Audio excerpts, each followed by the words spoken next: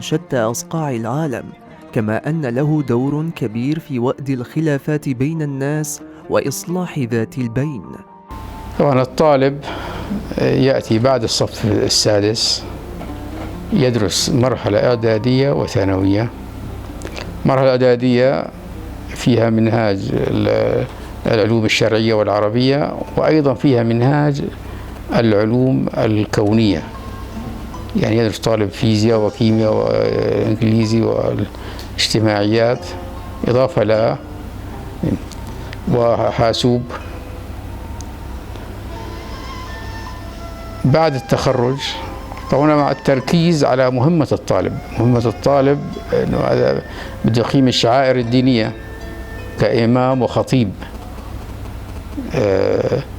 هذه الشعائر تقتضي منه أن يتقن الخطابة، الإمامة، القرآن الكريم، التجويد. إنا فتحنا لك فتحا مبينا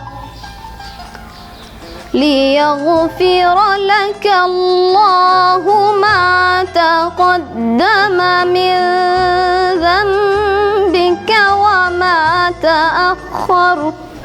أسد النساء فقد بني في الطرف المقابل من القرية على مساحة تجاوزت 6000 متر مربع، ويتكون من مسجد وساحة كبيرة أمامه لاستيعاب أعداد المصلين والزائرين، إضافة لمشاريع أخرى قيد الدراسة بتدريس وتعليم البنات هناك أيضا في المستقبل.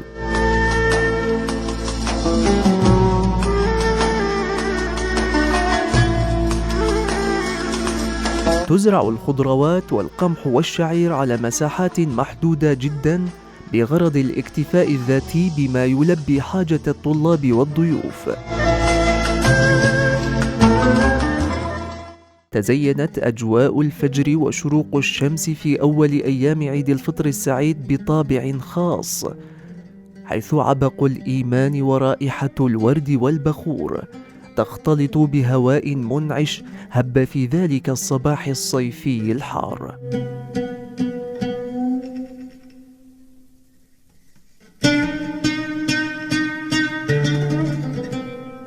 استيقظ أهالي القرية وتأهبوا لصلاة الفجر جماعة، ثم ملأت تكبيرات العيد الأرجاء، وتجمع الأهالي والوافدين بالمئات لحضور خطبة وصلاة عيد الفطر المبارك. أنا جاي من الحسكة، وهاي مو أول مرة أجي على الحسكة، دائما نجي لهون على بيت الشيخ. بيت الشيخ نجي لهون في راحة نفسية، في تجمع للصوافي للمتدينين، شيء يعني شيء إسلام حقيقي هون. شعور ما في أحسن من الشعور هذا، أحسن من العمل هذا وأحسن من المكان هذا، ما في بأي مكان ما نلاقي مثل المكان هذا. قولوا درد قلبنا ورمنا قيرونا لندنا بدلنا. يبدأ الطلبة يومهم بالعمل بعد الفجر وحفظ المتون غيبا إلى وقت الظهيرة، ثم أخذ قسط من الراحة، وفي وقت العصر يعودون لحفظ المتون والتعلم، إذ لا مجال للكسل والفراغ.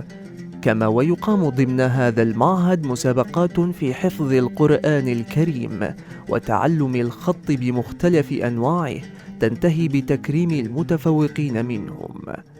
فضل الله ومحمد أنس كانا من أولئك المتفوقين.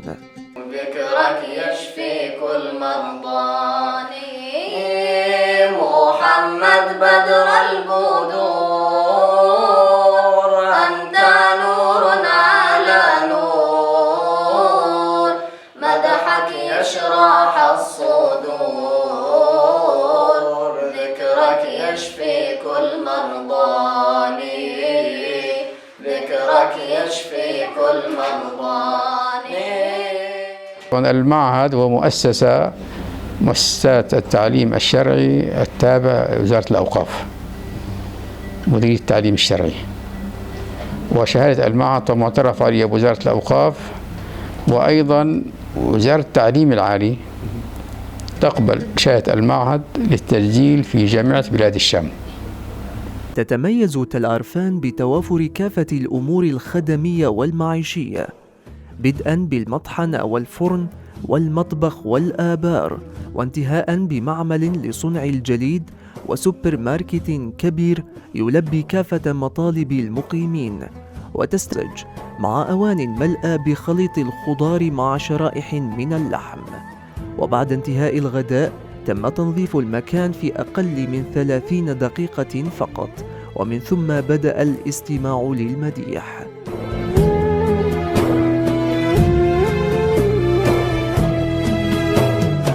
يقيناً معمل الجليد في القرية هو الملاذ الوحيد لهذا العدد الهائل من الضيوف والأهالي، لتلبية تأمين الماء البارد الذي سينعش الأفئدة في ظل درجات الحرارة المرتفعة.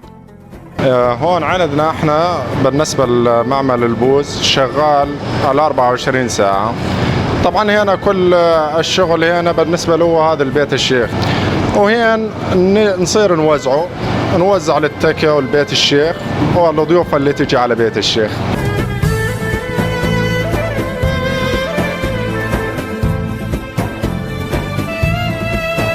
في الطرف الشرقي لتل عرفان محلات تجارية متلاصقة تحوي بداخلها موادا غذائية أساسية وعطورا وصيدلية ومكتبة بإقبال كثيف وأسعار مناسبة.